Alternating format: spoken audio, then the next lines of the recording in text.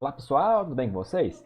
Bom, vamos aqui agora então para mais uma aula, começando agora então um novo conteúdo sobre dimensionamento de vigas com seção T. Então o objetivo dessa aula é a gente ver a abordagem teórica, como que funciona esse tipo de viga, né? O que é a viga T? Então vamos lá, só uma abordagem introdutória, né? A maioria aqui, ó, a maioria das vigas em edifícios usuais de concreto armado podem ser dimensionadas como vigas no formato de T, tá? Manualmente a gente faz isso em algumas situações, né? Mas os softwares consideram. O que é isso? Isso se dá devido ao fato de que vigas e lajes são elementos independentes, não são elementos independentes e de fato trabalham em conjunto, né? Se a gente pensar aqui, por exemplo, que quando é concretado tudo ao mesmo tempo, ali é tudo concretado junto, né? A gente tem a nossa laje, né? A nossa laje, aqui embaixo, aqui então, a nossa viga vai estar aqui por debaixo da laje e essa laje ela continua até lá ter outra viga, outra laje aqui. Então, teoricamente, a nossa viga, ela é esse elemento aqui, né? Essa partezinha aqui, que tem uma certa altura, né, e uma certa largura aqui. Mas o que acontece? Aqui, ó, na laje, a gente tem aqui então, nós temos aqui as armaduras aqui da laje, tem concreto. Então, será que essa laje não está contribuindo em nada com a minha viga? Não está ajudando um pouquinho ali na resistência? Na verdade tá, né? Essa nossa laje, uma parte dela contribui aqui com a resistência do concreto. Quanto? Um pouco, né? E há uma certa distância aqui dessa viga, tá? Então, ó, olha só, basicamente aqui, ó, aqui é como se fosse um corte, tá? A gente passasse um corte aqui nessa seção transversal, né? Aqui nessa laje, né? Aqui tem uma viga, essa viga V4 aqui, né? E quando a gente faz um corte, a gente vai estar vendo exatamente, vou fazer aquela linha de continuidade aqui, né? Algo exatamente aqui nesse sentido, né? Onde nós temos então a nossa viga e a laje passando aqui. E aí, a nossa laje ela contribui então um pouquinho com a resistência da nossa viga, tá? Uma certa quantidade, ela absorve esforço de compressão aqui e tudo mais. Então é isso que a gente vai considerar. A laje, a viga em T pode ser em L aqui também, quando não tem outra parte de cá, tá? É isso que a gente vai estudar aqui agora então, tá? E aí a gente precisa caracterizar essa nossa viga aqui inicialmente. O que ela tem, né? Então, antes de partir para o equacionamento, lá para as equações, a gente precisa nomear e entender alguns elementos dessa nossa viga. Primeira coisa que a gente tem é a mesa. O que é a mesa, né? Para os casos que se trata de interação entre viga e laje, equivale à parcela da laje. Então a gente vai ter um pedaço de laje aqui, ó. A nossa viga seria só isso daqui, né? Essa parte aqui. Mas a gente vai ter então um pedaço de laje ali contribuindo. E aí o nome é viga T porque ela se assemelha a um T mesmo, forma um T. Então essa parte aqui, ó, toda essa parte que eu estou pintando agora mais escuro aqui em vermelho, ela é então a nossa mesa, tá? É a nossa mesa. Vou apagar isso aqui. Então aqui a gente tem a mesa. Então, a gente tem a mesa e a gente tem a alma. O que é a alma, né? Para os casos aqui se trata de interação entre a viga e a laje, equivale à própria viga, tá? É a nervura. Então essa aqui é a alma aqui, ó. A alma vem aqui, ok? É toda essa parte aqui. A nossa mesa vai ter as abas aqui e a nossa alma, tá? Então a nossa mesa, ela contribui, na verdade, não ela toda, mas ela contribui com esses dois pedaços aqui, que muitos livros, muitas apostilas chamam de abas também, tá? A gente tem a largura BF, que é a largura aqui da mesa, esse valor aqui, que é um valor interessante que a gente vai ter que descobrir. Nós temos a HF, que é a espessura da mesa, que está aqui, a espessura da mesa. E nós temos o H, que é a altura total da nossa viga, tá? Então esses são os elementos aqui da viga T. E aqui só um outro exemplo, né? Aqui, ó, a gente tem uma viga aqui. Se eu passar um corte por aqui, ó, tá? Passando um corte por aqui, olhando para cá, o que ele está vendo? Aqui eu tenho uma viga que a laje está por cima, e aqui ó, tem uma viga que aparentemente está em rebaixo, né? Porque a gente tem uma viga aqui, ó, como se eu estivesse vendo em corte, estivesse vendo isso daqui, né? Uma viga, aí vem a laje, tá? E de cá, a nossa viga tá para cima. Como que é isso, pessoal? Sim, é como se fosse uma viga aqui, uma viga... Pera aí, deixa eu fazer esse negócio direito aqui. Na verdade aqui é o seguinte, vem aqui, A nossa viga está aqui, né? Nesse pedacinho. E é como se aqui a minha laje estivesse rebaixada aqui, né? Nesse sentido aqui. Quando que eu uso a viga? Isso aqui a gente chama de... Esse trecho aqui a gente chama de viga invertida. Normalmente a gente tem a laje, né? E a viga aqui abaixo da laje. Pode ter situações em que a gente tem a laje. A gente tem a laje. E a viga acima da laje. Ah, quando que eu vou usar isso? Imagina lá, numa situação, no último pavimento, né? Eu não quero deixar a viga amostra aqui embaixo para pôr o forro. Então a gente faz a viga, a gente chama de viga invertida, em que a laje ela se apoia na parte inferior aqui então da nossa laje, viga. Ela fica para cima, escondida no teto, e aqui eu tenho esse espaço aqui todo livre, né? De repente por imposição arquitetônica, mas enfim, não vem ao caso aqui agora não. Eu quero analisar esse trecho aqui, ó. Eu estou considerando que a minha viga... Eu considero que a minha viga, ela pega um pouquinho de parcela aqui, a contribuição. Mas aí imagina, eu tenho uma viga aqui, a viga mais próxima dela aqui, ó, a outra viga mais próxima dela tá a 500 centímetros, tá então a 5 metros, tá? E a outra viga que tá a 1,5 metro. Eu vou considerar que essa minha largura aqui da laje que contribui com a minha viga, eu posso considerar isso aqui como sendo 5 metros? Isso aqui tudo, ó, essa extensão toda que até chegar aqui vai contribuir? Na verdade, não, né? Existe um valor que eu posso considerar, que eu posso adotar, ok? Que valor é esse? A gente entra aqui então agora. Lembram lá daqueles... Quando nós estudávamos lá em resistência dos materiais, as distribuições de tensão numa peça, e aí quando nós tínhamos, por exemplo, uma seção retangular, nós tínhamos então a distribuição de tensão normal aqui na nossa peça, a gente tinha algo mais ou menos assim, né? Ó, eu tinha esforço atuando aqui, ó, esforço atuando aqui, né? Esse meu esforço, ele diminuía aqui até chegar na posição da linha neutra, aqui de compressão, e aqui embaixo ele já passava a ser aqui um esforço de tração. Então, essa era a distribuição de esforços aqui ao longo aqui de uma viga retangular. Quando a gente tem uma viga que é em seção T, que eu vou considerar uma parcela da laje de largura colaborante, as tensões atuantes aqui no concreto de compressão, elas são maiores aqui, ó, próximo aqui da alma aqui da nossa viga, tá? Então, ó, tensões muito grandes aqui. E à medida que a minha laje vai se afastando da nossa viga, essas tensões tendem a diminuir aqui, ó. Então, essas tensões tendem a diminuir. Ou seja, a contribuição ela é mais forte em uma dada região aqui, que é justamente a nossa largura BF, tá? É justamente a nossa largura BF. E isso é calculado. Então, eu vou calcular. Então, se eu tiver uma viga de cá a 3 metros, outra a 2 metros, eu não vou considerar essa distância toda. Eu vou considerar um pedacinho aqui, né? Onde eu tenho as tensões atuantes aqui dentro da largura BF, dentro de um padrão limite aqui, ó. Então, aqui, ó, como se fosse um 3D, né? A gente tem aqui a tensão nas bordas aqui, ó. Ela vai diminuindo aqui, e ela é mais forte aqui próximo à base, então vai contribuir mais aqui nessa região, tá? À medida que eu me afasto da minha viga, a gente tem tensões, então, menores, e aí eu não levo em consideração essa contribuição. Eu levo em consideração, então, dentro de uma largura dita BF, tá? Dentro dessa largura dita BF, que é calculada, ok?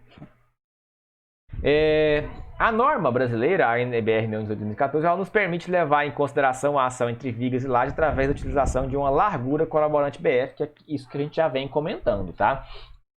Como que funciona isso daqui? Aqui, ó, o que é isso aqui, professor? Esse negócio triangular, isso aqui chama mísula, tá? Isso aqui chama mísula, que é uma região em que a gente provoca aqui, para combater aqui alguns esforços. O pessoal, ao invés de fazer quadradinho aqui, coloca como se fosse um chanfro aqui, e aqui vai ter concreto também, tá? Dificilmente a gente vai ver situações assim, mais em pontes e tudo mais, mas o normal é retangular tal qual tá ali, tá? Isso aqui chama mísula, então. É uma região para poder ter mais área de concreto aqui, tá? Para comprimir. Mas o que é preciso entender aqui? Existe então algumas larguras aqui, que é largura B, tem essa largura B3, essa B1, que diabo é isso?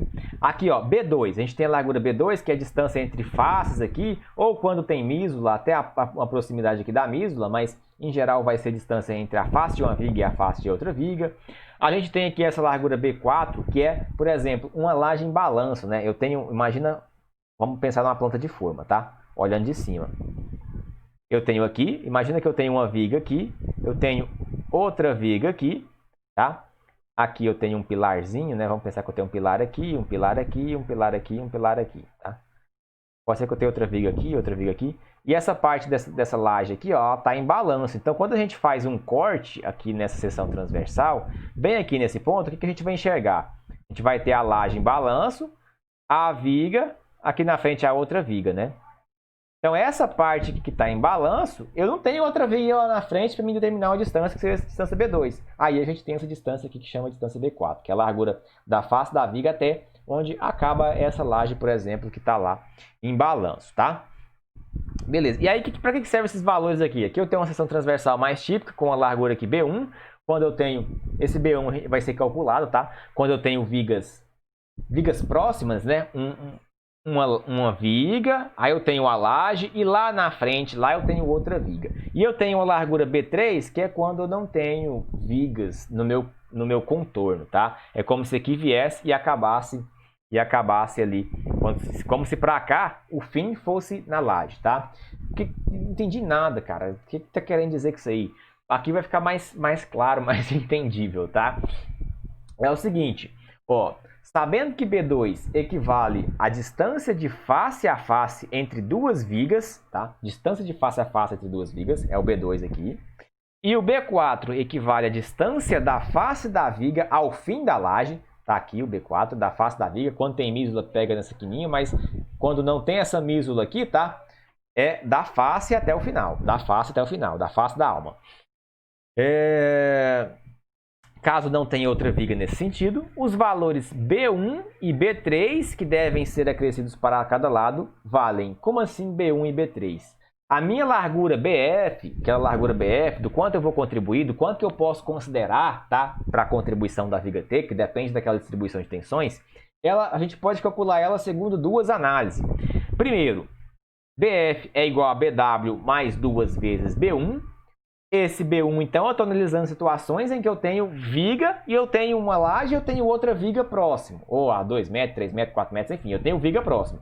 E o BF, ele pode ser, então, BW mais 2 vezes B3, numa situações em que eu tenho, por exemplo, a minha viga isolada, tá? Imagina uma viga de uma ponte, que às vezes a gente já faz ela assim pré-moldada, né? E aí ela já é isso daqui, não tem laje para cá nem para cá. Então, nesse caso, eu vou usar a largura colaborante aqui como sendo B3, que é a distância que é a distância daquele ponto ali, da face até a borda da laje, tá? Para poder calcular a largura BF. E a gente pode também ter também uma situação mista, né? Que é aquela que eu fiz anteriormente. Por exemplo, a gente pode ter uma viga, nós podemos ter uma viga em que seja mais ou menos nesse caso aqui, não. E aqui continua. Aqui eu tenho B2, né? E aqui eu tenho aqui o B4, tá? Então, nesse caso, eu calculo a parcela de contribuição nesse pedacinho aqui e depois eu calculo a parcela de contribuição nesse pedacinho aqui separadamente. Mas vai ser mais difícil a gente ver casos assim. Então, beleza, eu tenho BF é igual a BW mais 2B1, ou é um ou outro, tá? Ou BF é igual a BW mais 2B3. Se eu tiver a primeira situação, onde eu tenho uma viga e depois eu tenho outra viga, né? E aqui eu tenho outra viga, vigas próximas uma da outra, eu vou considerar a minha laje aqui, a gente vai usar essa expressão aqui, ó. B1, esse valorzinho aqui, para calcular o BF, ele é igual a o menor valor entre 0,5 vezes B2, que é a distância entre faces das almas das nossas vigas, ou 0,1A. Agora a gente trata desse A, tá? Agora a gente trata desse A. Tá até aqui, mas agora eu leio. E o B3, e se eu tiver uma viga isolada, que eu tiver só laje em balanço para cá, por outro lado, a nosso BF vai ser dado então por BF é igual a BW mais 2B3, onde o B3 vai ser o menor valor entre B4, que é a distância da face até a borda da laje que está em balanço, ou menor ou igual ISO 0,1 vezes A, tá? Então, repetindo, se eu tenho vigas uma do lado da outra, eu vou usar aqui o nosso BF vai ser dado por essa expressão usando o B1, onde o B1 depende do B2, que é a distância entre faces dessas vigas. Se eu tenho uma situação em que eu tenho a viga, né? E do lado eu tenho só uma laje em balanço que não morre em outra viga, vai, enfim, ela vai ela e acabou. Aí eu vou trabalhar com a expressão aqui, essa expressão de baixo aqui, que depende do B3, cujo B3 ele depende, então ele é um valor, o menor valor entre o B4, que é a largura da face até a borda dessa laje em balanço, ou 0,1A. E o que é esse A? A variável A equivale à distância entre dois pontos de momento nulo e, caso não seja calculada, analisando o diagrama de momentos fletores, pode ser estimada em função do comprimento da viga. Como assim distância entre momentos fletores nulos? Imagina que eu tenho aqui a seguinte situação. Eu tenho uma viga, aqui. E aí o diagrama de momento desse treco é mais ou menos assim, né? Onde eu tenho momento nulo? Eu tenho momento nulo. Vou pegar outra cor aqui. Eu tenho momento nulo aqui e eu tenho momento nulo aqui. Então é essa distância aqui, ó. Essa distância L aqui, 0,1L. Mas eu vou ter que calcular meu diagrama toda vez e medir lá. Como é que eu vou medir isso? Tem que fazer isso? Não, na verdade a gente tem algumas simplificações que nós podemos adotar. Se caso eu tenha aqui, por exemplo, uma viga que é biapoiada aqui, ó, então a distância entre momento nulo é de apoio a apoio. Então meu A é igual a L. Se eu tenho uma viga que ela é engastada e apoiada, essa distância aqui, ó, ela passa a ser então entre momentos nulos de 0,75 L. Se eu tenho uma viga engastada, essa distância aqui passa então a ser aproximadamente, tá? São simplificações, 0,6 L. E se eu tiver uma viga aqui em balanço, né? Em balanço, a gente dobra o valor aqui do vão, tá? Porque olha só, eu tenho momento nulo aqui e não ponto mais. É como se dobrasse aqui, ó. Viesse para cá. É por isso que é 2N, ok? Então, é isso. O valor de A é dado por essa expressão. Se for uma viga bem apoiada, as condições de contorno. Se for uma viga desse naipe aqui. Se for uma viga assim ou assim, tá? Essas simplificações, tá? E aí a gente calcula, então, dependendo da análise, se tem viga do lado ou não, pela fórmula do B1 ou B3, e determina o valor de BF, que é a largura colaborante aqui. O HF vai ser a altura da própria laje, né? E o BW aqui é a largura da viga. E aí a gente vai dimensionar esse treco aqui, então, como uma viga T, tá? Então, esses são um dos conceitos iniciais que a gente tem que levar em consideração aqui. E aí entra o ponto-chave do dimensionamento de viga T, tá? Por quê? Porque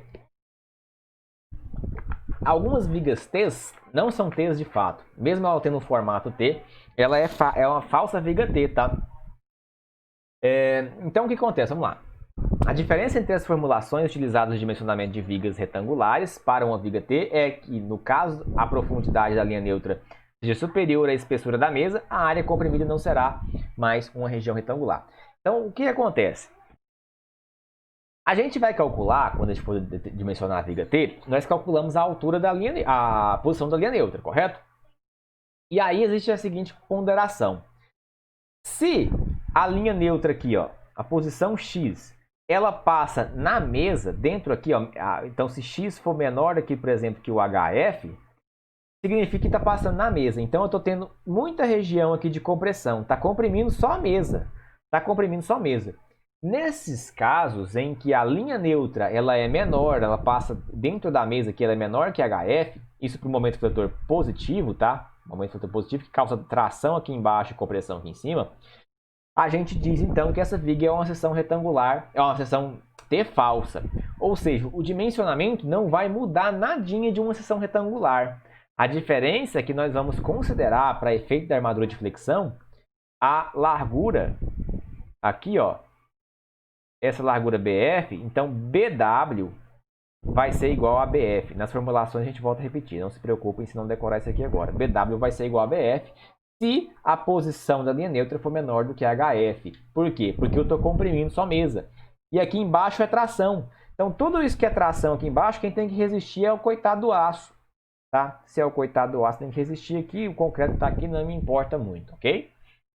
Agora, se eu calculei a posição da linha neutra e a minha linha neutra está aqui, ó, cortando a minha alma, né? Então significa que eu tenho mesa toda comprimida e um pedacinho de alma aqui também comprimido. Neste caso, a nossa viga ela é dita seção T verdadeira. E aí a gente tem formulações específicas para poder calcular elas, tá? Então, só isso que eu falei, ó, caso a linha neutra caia na mesa da viga, ou seja, x menor que hf, a região comprimida será retangular. Nessa condição, o cálculo da área de aço será realizado de maneira idêntica a uma viga retangular de largura BF, tá? É como se a largura... Então, nesse primeiro caso aqui, a largura aqui não vai me importar, que vai me importar essa largura aqui, porque o que está comprimindo é só essa seção de concreto aqui de cima da mesa, tá? Agora, uma coisa que a gente tem que tomar cuidado, tá? Dependendo do sentido do momento, ela sempre vai ser, não tem nem conversa, não tem nem início de conversa, ela vai ser uma seção T de fato, retangular. Por quê? Ela vai ser uma seção, o que acontece? Em algumas situações, dependendo do sentido aqui do momento atuante, apenas a parte inferior da alma estará comprimida. Momentos negativos. De forma que, nesses casos, a viga será dimensionada como uma seção retangular. Por quê? Porque quando a gente tem aqui, ó, um momento vetor positivo, aqui, né, ó, sentido dele aqui, ó, tracionando as fibras de baixo e comprimindo em cima, eu posso ter uma situação que é aquela de viga T verdadeira, onde eu tenho mesa comprimida e alma também comprimida. Agora pensa aqui que a gente tem um caso em que a viga T está submetida ao momento fletor, negativo, tá? Ou seja, estou comprimindo as fibras de baixo, tá? Olha só o que acontece. A nossa linha neutra ela parte de baixo para cima. E, nesse caso, nós temos, então, somente a alma sendo comprimida. Se eu tenho só a alma sendo comprimida, a nossa viga ela é dita, então, uma seção retangular. Apesar de ter o formato de T, aqui em cima que vai estar a armadura de tração, tá? E aí a gente dimensiona como uma seção retangular normal. Então, é até um dos perigos que a gente vai ver lá em laje treliçada, que não é bom fazer o dimensionamento de laje treliçada sujeito a um momento negativo, porque a gente vai ver que uma laje treliçada ela é uma viga T, tá? E a região, se ela trabalhar negativa, acontece que essa mesinha aqui dela aqui de baixo, ela é muito pequenininha, então muita compressão para pouca área de concreto, tá? Mas lá a gente conversa disso. Importante vocês entenderem aqui, então, que se eu tenho uma viga T com momento vetor positivo, ela pode ser ou não ter, vai depender de onde está passando a linha neutra. E se eu tiver uma viga T aqui, que é nesse formato, como um momento negativo, ela obrigatoriamente ela já vai ser viga seção retangular, porque eu estou comprimindo aqui parte da alma, tá? Só a alma. Ok? Então é isso. Aqui está o texto falando isso que eu só falei. Vou passar para frente aqui. Agora, aqui, olha só, mais algumas análises para a gente fazer. Imagina que eu tenho essa viga aqui. E aí, pensando inicialmente nessa configuração aqui, ó, uma viga T com a viga abaixo da laje. Com a viga abaixo da laje, tá? Nesse caso aqui, para uma situação de momento fletor positivo, ó, analisando essa seção quando ela está com momento fletor positivo, eu estou tracionando aqui embaixo e estou comprimindo aqui em cima. Então, eu posso ter uma seção T verdadeira. Chega aqui no apoio, o meu momento já inverteu, ó, momento negativo. Tracionando em cima e comprimindo embaixo aqui, ó, tracionando em cima e comprimindo aqui embaixo. Aí eu já passo a ter uma seção retangular, porque nesse caso a nossa linha neutra está partindo aqui de baixo para cima. Aí voltei para cá, para esse momento fletor positivo, para essa configuração aqui, com a viga abaixo da laje, ou viga normal. Aí eu já tenho de novo uma seção T, por quê? Porque a nossa linha neutra parte de cima para baixo, e se ela estiver cortando a alma aqui, eu tenho comprimido aqui mesa e alma, tá? Então é uma seção T verdadeira. Agora muda um pouquinho na nossa disposição se eu estiver analisando essa situação aqui, ó. Essa situação aqui, onde eu tenho então uma viga invertida. Percebam que agora eu tenho uma viga invertida. A minha laje está passando aqui por baixo e a minha viga está para cima, tá? Para eu poder, por exemplo, aqui deixar um espaço de passar o fogo, que é aquilo que a gente já conversou. Nesse caso aqui, ó, deixa eu até fazer o desenho mais bonito. Vamos lá. Aqui. Tá? Nesse caso aqui, ó, quando eu tiver momento fletor positivo, o que faz o momento fletor positivo na minha viga? Ele faz isso daqui, né? Comprime em cima. E aí a minha linha neutra está passando de baixo. Perdão. Eita, peraí. Cadê? Deixa eu apagar aqui. Falando errado já. A minha linha neutra agora, seu momento fletor é positivo, está comprimindo em cima. A minha linha neutra, ela está de cima para baixo. Então, eu estou tendo região comprimida aqui somente retangular. Então, aqui a seção ela é retangular, já inverteu em relação à primeira análise. Quando eu chego no apoio, aí o meu momento já inverteu, né? O meu momento ele já passa agora a ser, então, ele já passa agora a ser, então, um momento aqui, um momento negativo, né? Se eu tenho um momento negativo, ele está, então, tracionando aqui em cima e comprimindo aqui embaixo. E aí a minha linha neutra agora já está de baixo para cima. Pode ser que eu tenha região comprimida aqui de concreto, né? Aqui embaixo. Aí já passei a seção T. E de novo uma seção retangular com aumento neutra positivo. Então depende da disposição arquitetônica, se vai ser uma viga invertida ou não. Tem que tomar cuidado com isso e analisar onde está comprimindo, onde está tracionando. Se eu estou tracionando, comprimindo só a alma, ou se eu estou comprimindo a alma e mesa, ok? Essa análise a gente tem que fazer. E aí a gente vai então para o processo de cálculo aqui. Como que eu vou determinar então, caso a minha viga venha a ser uma viga T verdadeira? Caso eu calcule aqui a posição da linha neutra, e eu perceba aqui então que esteja nesse caso aqui, ó, ela esteja, o nosso X seja maior do que o HF, que é essa largura aqui, tá? Cortando a alma. Ó, caso a linha neutra caia na alma, seja XHF, X maior que HF, a região comprimida terá um formato de T. Dessa forma, dividiremos o momento solicitante em duas parcelas. A primeira, M1, resistida pelas duas abas da mesa, e a segunda, M2, resistida pela alma. Então, o que vai acontecer aqui é o seguinte. A gente vai ter uma parcela em que a alma aqui vai resistir, ó. A alma não, a mesa. Essa aba aqui, ó, esse pedacinho mais esse pedacinho vai resistir. E depois eu vou ter outra parcela de momento em que a danada aqui da alma agora vai conseguir resistir. A gente vai ver as formulações agora. A primeira parcela é a parcela que a minha mesa, né? A minha mesa vai conseguir resistir. Como que a gente determina ela? Aqui os princípios são o mesmo, tá? Equilíbrio da seção. Tem força de compressão, força de tração. Então aqui eu tenho o nosso aço. Aqui tem a força do concreto, tá? Particularmente a nossa mesa vai estar comprimida. Então aqui, ó, se aqui é BW, né? E só esse pedacinho aqui é o BF menos BW dividido por 2. Aqui BF menos BW dividido por 2. A altura útil aqui, ó, vai do centroide da armadura até a meiuca daqui do HF. Então por isso que é D menos o HF sobre 2, tá? Pega aqui na metade, que é onde está tendo esforço. A resultante da compressão na mesa, tá? Resultante da compressão na mesa e o momento aplicado. Ó, para a primeira parcela, a área comprimida vale esse AC1 aqui, é o quê? 2 vezes BF menos BW dividido por 2, vezes HF. Essa área aqui, ó. Essa área mais essa área aqui. Isso daqui só é uma área vezes 2, porque está dos dois lados, ok? E aí, quando eu multiplicar isso aqui, vai acabar cortando esses 2 com esses 2, tá? Então, a força resultante atuante aqui na região é calculada apenas multiplicando a área pela tensão. Lembra lá? Tensão 0,85 de FCD, que a gente já sabe lá de trás. Por que isso aqui é 0,85? Isso aqui não vai, a gente vai ficar repetindo isso, a gente já sabe que é efeito Rush e tudo mais. E a área, então, é BF menos BW vezes HF. Essa aqui é a área, força é a tensão vezes a área. Essa aqui é a tensão, tá? Agora, ó, basta multiplicar pelo braço de alavanca, tá? Pelo braço de alavanca, que vale a distância entre o centro de compressão das barras de aço para obtermos o momento de resistente M1. Então, M1 é o braço de alavanca, é a força vezes E1. O que é a força? É essa expressão aqui todinha. O que é o braço de alavanca? É isso aqui, ó, D menos HF sobre 2. Daqui a gente tira então a expressão que o momento que a minha mesa consegue resistir, as abas aqui, né?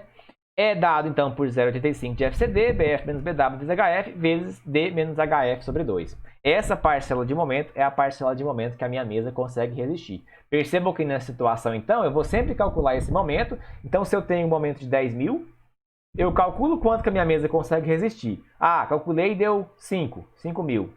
Ok, então os outros 5 mil, quem vai ter que resistir é a coitada da alma aqui, tá? Segunda parcela de compressão, compressão nas almas. Então, ó, o momento restante M2 deverá ser resistido pela alma da viga, como nas seções retangulares. M2 é igual a MD menos M1. M1 é a parcela que a mesa, as abas, né, que consegue resistir com concreto comprimido. E o M2 é o que sobrou, tá? M2 é a força 2, a força 2 vezes Z, tá? FC2 vezes Z. Em posse do momento que deve ser resistido pela alma, o próximo passo é calcular a profundidade da linha neutra real. Essa será calculada pela equação abaixo, tá? Então a gente calcula a posição da linha neutra para a parcela resistida pela alma aqui. MD da alma é 0,68. É aquela mesma expressão para a seção retangular seção retangular comum aqui, ó. E aí a área de aço, então, o que vai ser a área de aço?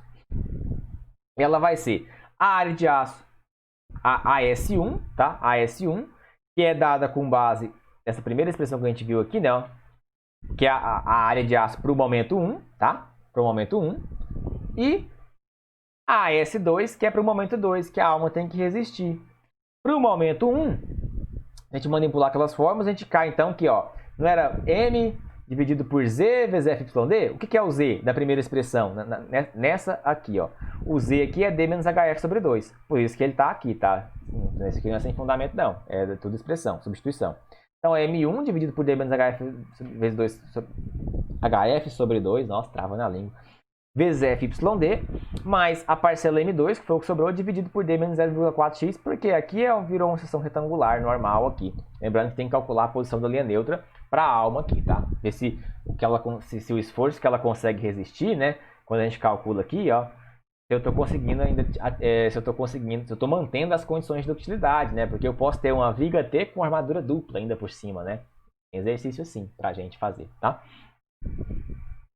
Então, ó, no fritar dos ovos aqui, ó, o que sobrou, né? Ó, aqui é só uma manipulação, né? Aqui eu tenho o momento total e a área de aço total. Isso aqui é o que? É o momento 1, que é aqui, ó, a nossa mesa, as nossas abas conseguem resistir, as áreas 1 e 3, ó. 1 não, né? 2 e 3, áreas 2 e 3. E a área de aço 1.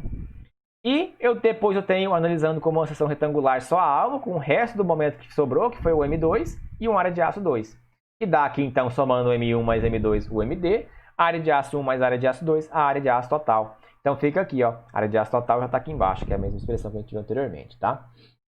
E aí eu preparei um roteiro de cálculo, vou só passar rapidamente, porque nos exercícios a gente vai trabalhar mais eles, tá? Roteiro de cálculo. Primeira coisa, determinar a largura da mesa colaborante BF. A gente viu lá como calcula, né? Com base naquela dimensão. Se eu tenho viga próxima ou não, eu uso, vou usar o B1 ou B3, tá? Depois, determinar a posição da linha neutra, calcular da forma que a gente já conhece, considerando, supondo aqui, ó, realizar o cálculo, supondo a linha neutra cortando a mesa. Então, eu vou fazer BW igual a BF.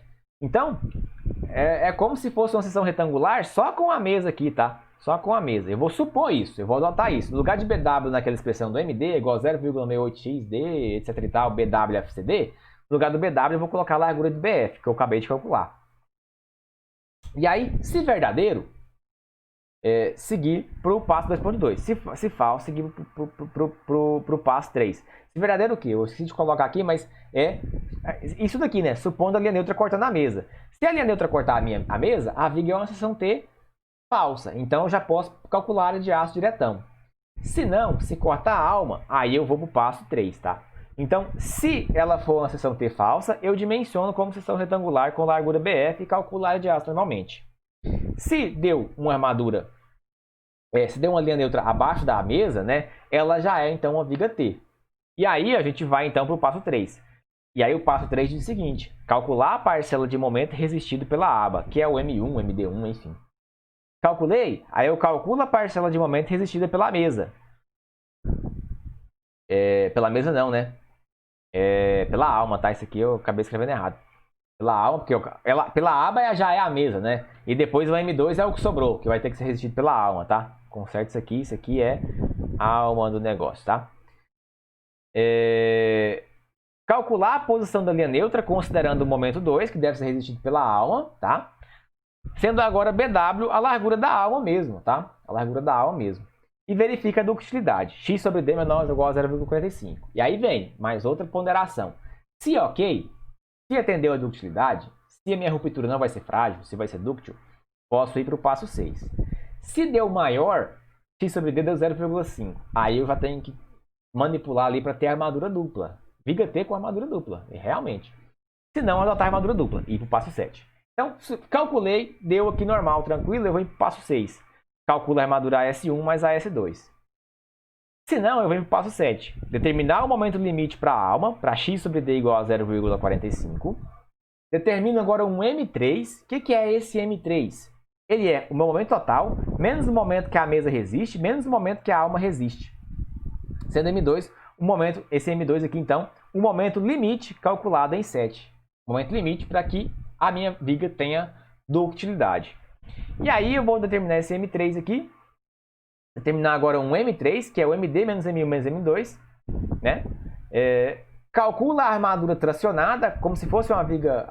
Aí o cálculo aqui segue o mesmo princípio lá da viga de armadura dupla, tá? Calcula a armadura tracionada, que é o AS1, para o momento resistido pela mesa, abas, a partir de um M1. Calcula o AS2, que é a armadura para o momento limite, tá? Calculo o AS3, que é a armadura para manter o equilíbrio da seção a partir de M3. E aí eu calculo o AS total tracionado, que vai ser o AS1, que é o da mesa. O AS2 aqui, que é o da alma, considerando o MD limite. E o AS3, que é aquele adicional para manter o equilíbrio da seção. Talvez agora seja confuso, no exercício vai ficar mais fácil. E aí depois eu calculo aqui por fim a armadura de compressão. Calculo a deformação específica, que é aquilo que a gente já viu lá, porque se a minha deformação específica for maior que a deformação de escoamento do aço, eu posso considerar que a Fs é igual a FyD, senão eu tenho que calcular, né? Tensão é módulo de densidade vezes deformação, eu calculo essa deformação. Compara aqui com isso daqui, etc e tal, né? Isso aqui já eu acabei de falando antes do texto, né? E aí eu calculo a armadura, então, de compressão normalmente e faço um croquisinho da nossa seção e acabou, tá? Então, são 3 possibilidades. Eu posso ter uma viga T falsa, eu posso ter uma viga T que ela é viga T de fato, mas que eu não preciso de armadura dupla, porque vai atender as condições de utilidade. E eu posso ter uma viga T que no meio do caminho ainda eu tenho que inserir ali uma armadura dupla, tá? Então vai ter 3 passos a mais. Esse roteiro serve para todos, tem aquele se isso, faz isso, se não, vai para o outro passo, tá? A ideia é ajudar, por isso que eu montei esse roteirinho aqui, beleza? Então, era isso, tá? Só sucesso aqui e obrigado aí. Até a próxima aula, espero que vocês consigam entender. A gente vai fazer exercícios agora, os 3 casos, ok?